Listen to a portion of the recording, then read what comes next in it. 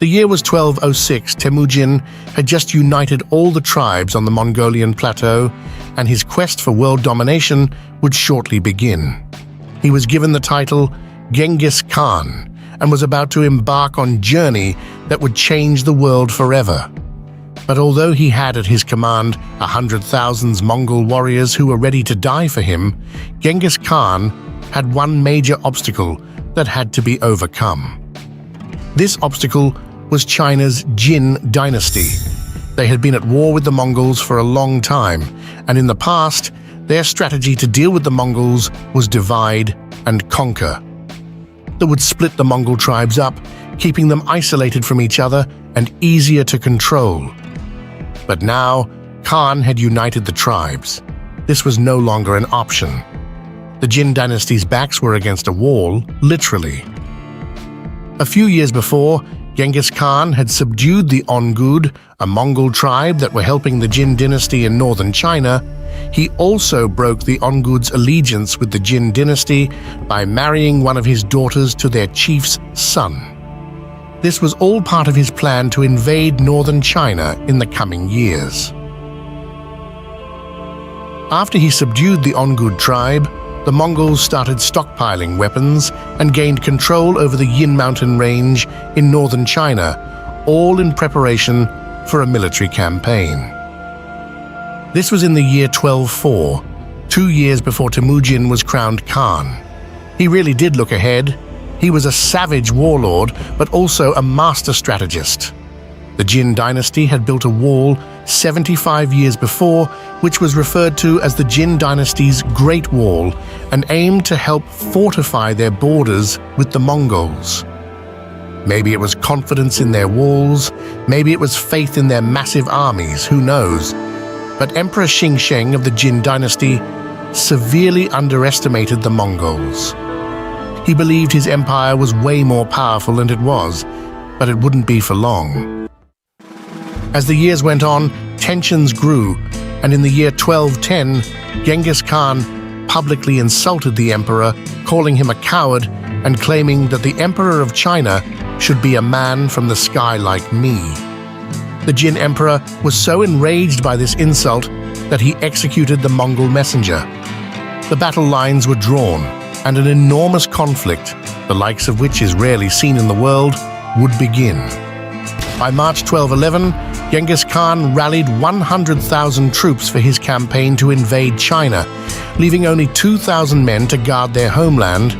This meant he had deployed over 90% of his entire army. He really meant business, but although a horde of 100,000 Mongol cavalry sounds absolutely terrifying, they were up against the Jin dynasty of China, whose army's numbers exceeded 1 million. This invasion wasn't going to be easy.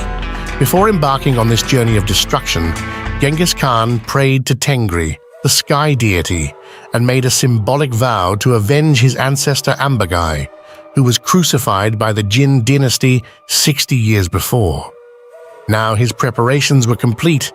Khan and his horde charged towards the Great Wall, and the Mongol War of Conquest against the Jin would begin. The Great Wall, with its many castles and towers, was defended by 1 million Jin soldiers, 10 times the amount of Khan's army. On the field, the Mongols would have been slaughtered by an army that size, comprised of 800,000 infantry and over 150,000 cavalry. But the general commanding the troops on the wall was no match for Genghis Khan's strategic genius. Khan had employed his scouts way before the campaign had begun to observe the wall and the Jin's forces' movements, and realized that they had spread their 1 million soldiers out across the length of the wall, making their vast numbers meaningless if Khan chose to strike just one section of the wall, which is what he did. With the use of his scouts, Genghis Khan spotted the least defended section of the wall, the Wushu fortress. This path into China led to a desert ridge named Yehuling, and was just northwest of the Joyong Pass, the gateway to the Jin capital of Zhongdu, present-day Beijing. It was also at this ridge where the main bulk of the Jin army, 400,000 troops, were stationed. So, to conquer China, Khan's plan was to charge the Wushu fortress, the least defended part of the wall, then once in China, attack the Yehuling Pass and take out the 400,000 soldiers, which would clear his path to their capital. A good strategy on paper, but in reality, it was no easy task, especially since he still had 1 million Jin troops to overcome, and another 400,000 of them were waiting for him at the Yehuling Pass, which he had to take for his plan to succeed. Hungry for Jin blood, the Mongols attacked Wushu Fortress. The Jin Chancellor Duji Sejong rushed to defend that section of the wall with 50,000 troops. The Chancellor sent for reinforcements while his troops aimed to hold of the horde of Mongols. But Khan saw this coming and sent one of his sons to lead a separate force and attack the Jin's western capital and block any reinforcements. Genghis Khan would lead the main army and attack Wushu Fort directly. They crushed the Jin force of 50,000 men, and Duji Sejong, the chancellor, was killed. Now in China, with a decisive victory under their belt, the Mongols would rest for a month before advancing onto their next challenge, Yehuling Pass. This all took place between March and June 1211. Wanyan Chengyu took the place of Duji Sejong as the new Jin chancellor, and it was now his job to repel the invading horde of Mongols. He decided the best course of action was to abandon 3 of northern China's biggest cities and move all of his men to Yehuling Pass. With all of his men there, plus the mountainous terrain, he believed they'd be able to halt the Mongols' descent into their capital. A good plan. Mountainous terrain was always a challenge for Mongol cavalry, who excelled on flat plains. But this terrain held an unexpected advantage for the Mongols.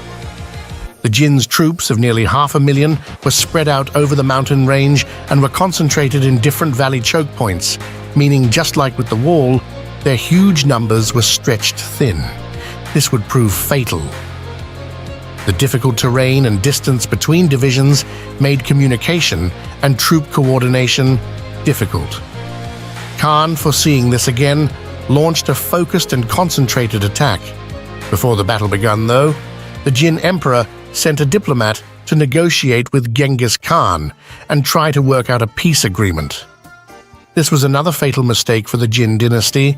The diplomat, Shimo Mingan, was of Khitan descent, a nomadic tribe of China and Mongolia that were very similar in culture to the Mongols. Genghis managed to persuade Shimo to surrender and join his side. He took the offer and was able to provide Genghis with invaluable military intelligence about the Jin army. Now, with a solid strategy to overcome the vast number of forces defending the pass, Khan made his full-on assault. He started by sending a trusted general, Mukali, to lead a unit to launch a surprise cavalry charge on the enemy via a passage called Huan Erzui, which translates to Badger's Mouth. Before the battle, Mukali promised Genghis Khan, "I will not return alive if I do not defeat the Jin army." The Mongol army's morale surged. Because of the mountainous terrain, the Mongols were unable to deploy their superior cavalry to its full advantage. Hence, they dismounted and fought on foot. High on morale, the Mongols defeated the central Jin forces and fought their way towards Wanyan Chengyu's main camp. Due to poor communications, the Jin forces on the sides were not able to reinforce the central Jin positions. Eventually, the Jin army became disorganized, lost its morale, and started to break. Then their commander, Wanyan Julin, was killed. With the collapse of the central Jin forces, the other Jin forces nearby soon routed and a massacre followed. The entire Jin army was destroyed, leaving dead corpses for over 100 miles. This battle took place in August 1211. Now the new chancellor, Wanyan Chengyun, was in deep water. He was the only man who could save China from impending doom. He managed to rally the scattered Jin forces after the Battle of Huanazui and Yehuling and gather at Huihe Fortress. However, they soon came under attack by pursuing Mongol forces around October 1211. The Mongols swiftly surrounded the Jin forces and engaged them in fierce battle for 3 days. Genghis Khan then personally led 3,000 horsemen on a cavalry charge towards the enemy, while the remaining Mongol forces followed behind. The entire Jin army was destroyed, while Wanyan Chengyu barely escaped alive.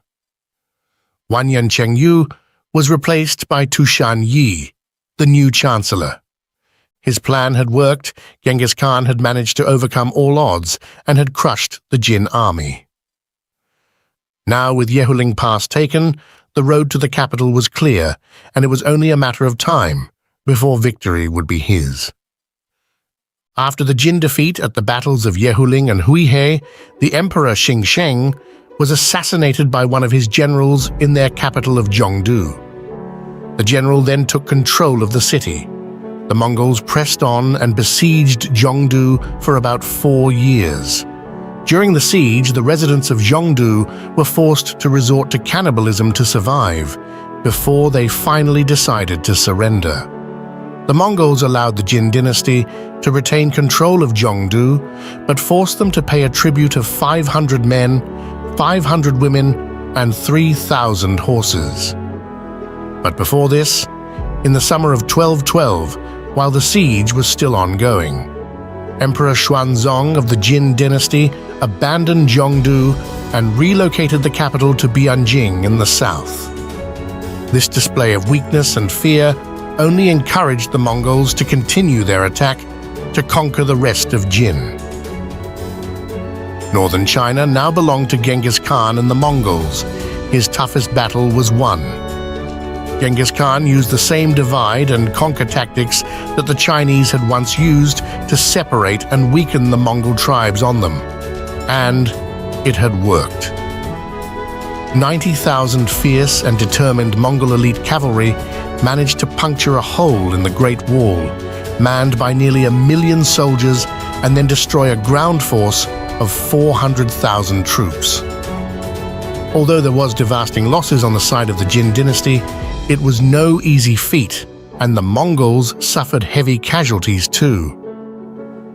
After the victory at Yehuling and the abandonment of the Jin's capital, the Mongols proceeded to plunder and pillage over 10 Jin cities across China.